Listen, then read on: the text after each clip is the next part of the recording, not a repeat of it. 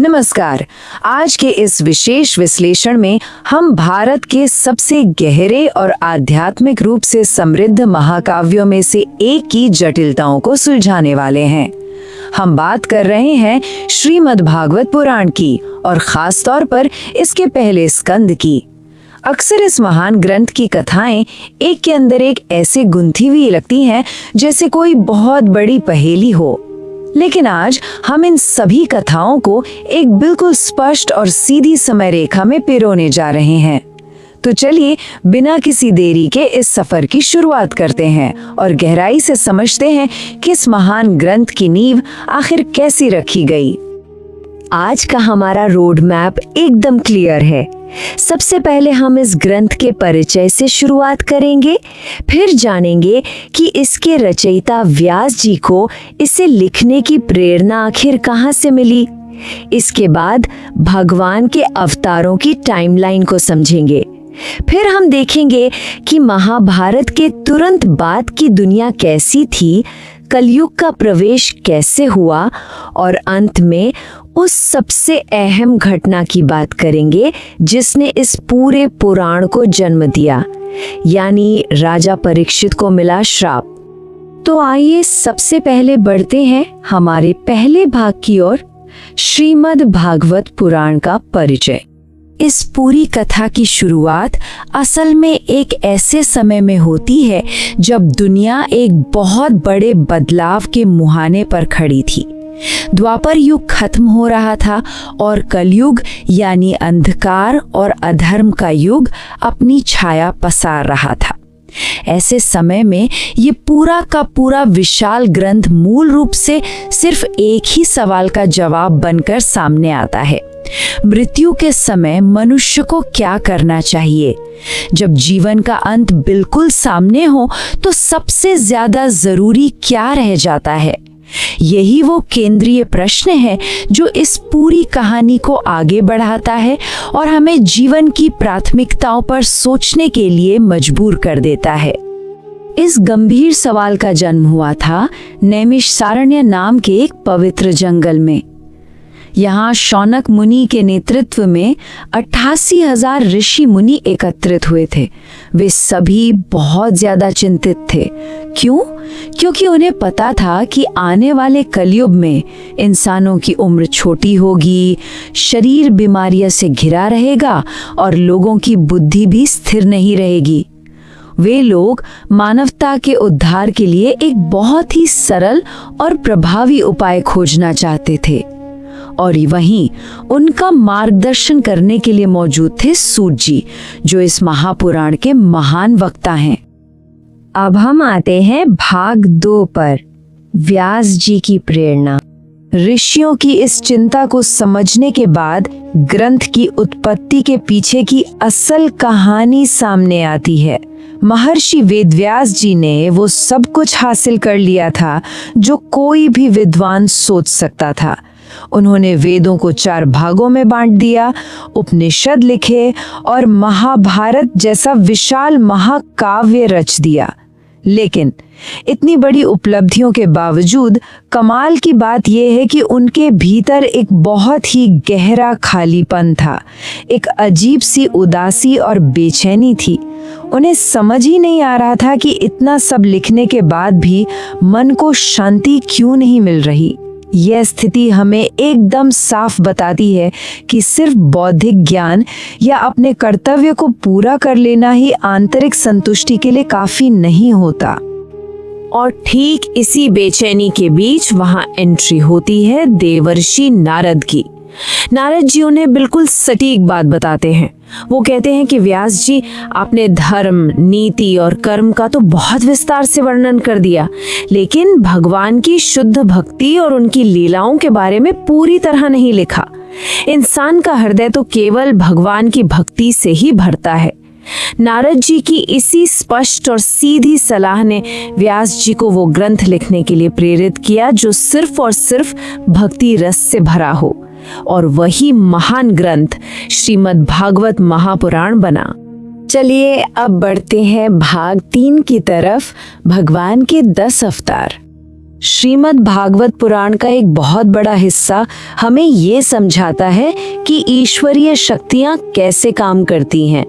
सूत जी ऋषियों को बताते हैं कि भगवान तो एक ही हैं, लेकिन उनकी लीलाएं अनंत हैं। जब भी धर्म पर कोई संकट आता है, वे अवतार लेते हैं।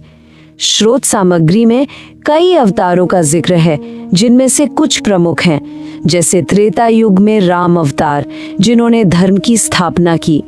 फिर द्वापर युग में श्री कृष्ण का आगमन, जिन्हें पूर्ण अवतार कहा गया है, क्योंकि उनमें भगवान की सभी लीलाएं पूरी तरह से प्रकट होती हैं। इसके बाद कलयुग की शुरुआत में अहिंसा का उपदेश देने वाले बुद्ध अवतार, और अंत में दुष्टों का विनाश करने के लिए कल्कि अवतार। इन सभी का एक ही मुख्य उद्देश्य है, धर्म की रक्षा करना। इसके बाद शुरू होता है हमारा चौथा भाग, महाभारत के बाद का समय। भगवान के अवतारों के इस टाइमलाइन को समझने के बाद ये कथा हमें वापस महाभारत के ठीक बाद वाली दुनिया में ले आती है। युद्ध खत्म हो चुका था और घटनाएं बहुत तेजी से बदल रही थीं।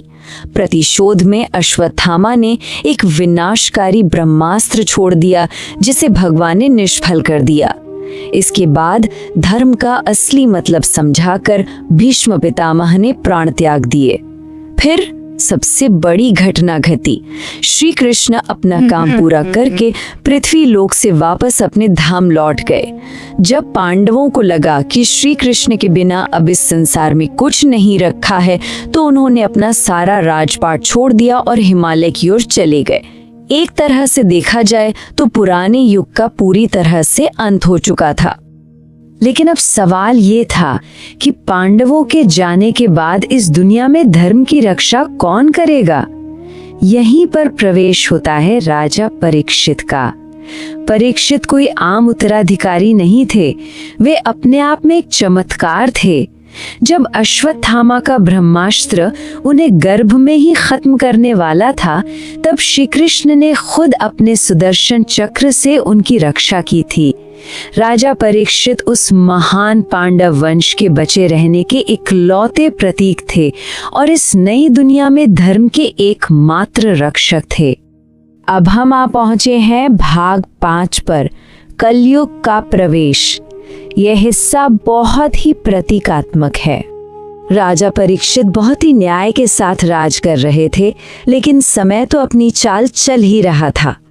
कलयुग धरती पर आ चुका था और अपना प्रभाव जमाने की कोशिश कर रहा था।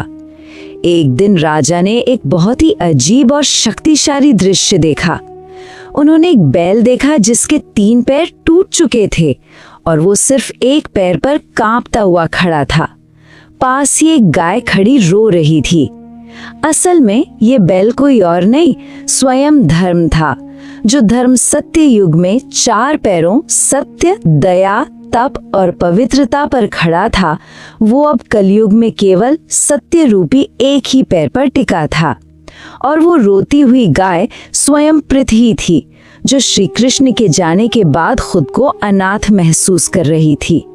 और जो नीच व्यक्ति उस बैल के आखिरी पैर को तोड़ने की कोशिश कर रहा था, वो स्वयं कली यानी कलयुग था। ये देखकर परीक्षित ने कली को मारने के लिए जैसे ही अपना धनुष उठाया, कली डर गया और उनकी शरण में गिर पड़ा। अब एक धर्मात्मा राजा होने के नाते परीक्षित ने उसे जीवन दान तो दे दिया, लेकिन उसे रहने के लिए केवल 5 निश्चित जगहें दी। ये जगहें थीं जहाँ जुआ खेला जाता है, जहाँ नशा होता है, जहाँ अवैध संबंध होते हैं, जहाँ हिंसा होती है, और 5वां स्थान स्वर्ण यानी लोभ। इस तरह राजा परीक्षित ने बहुत ही समझदारी से कलयुग के प्रभाव को अपनी प्रजा से दूर रखने का एक बेहतरीन आध्यात्मिक और कूटनीतिक प्रबंध किया। अब हम पहुंचते हैं इस विश्लेषण के छठे और सबसे निर्णायक भाग पर। राजा परीक्षित को मिला श्राप। देखिए, राजा परीक्षित ने कलयुग को एक हद तक बांध तो दिया था, लेकिन भाग्य में जो लिखा है उसे कौन बदल सकता है। अब वो घटना आती है जो इस पूरे पुराण के जन्म का कारण बनी। शिकार के दौरान भूख और प्यास से तड़पते हुए राजा एक शमीक ऋषि के आश्रम में पहुंचते हैं। ऋषि गहरे ध्यान में थे, इसलिए उन्होंने कोई जवाब नहीं दिया। अचानक राजा के मन में अहंकार आ गया कि ऋषि जानबूझकर उन्हें अनदेखा कर रहे हैं। गुस्से के एक बेहद दुर्लभ पल में राजा परीक्षित ने पास ही पड़ा एक मरा हुआ सांप उठाया और ऋषि के गले में डाल दिया। जब ऋषि के बेटे श्रृंगी को ये बात पता चली तो उसने उसी वक्त श्राप दे दिया कि ठीक 7वें दिन राजा की मौत तक्षक नाग के डसने से होगी। पल भर का गुस्सा और भाग्य हमेशा के लिए तय हो गया। सिर्फ 7 दिन। जरा कल्पना करें, जब राजा परीक्षित को इस भयानक श्राप के बारे में पता चला होगा तो क्या वो घबराए? बिल्कुल नहीं। उन्होंने इसे अपना अहंकार तोड़ने के लिए खुद भगवान की ही इच्छा मान लिया।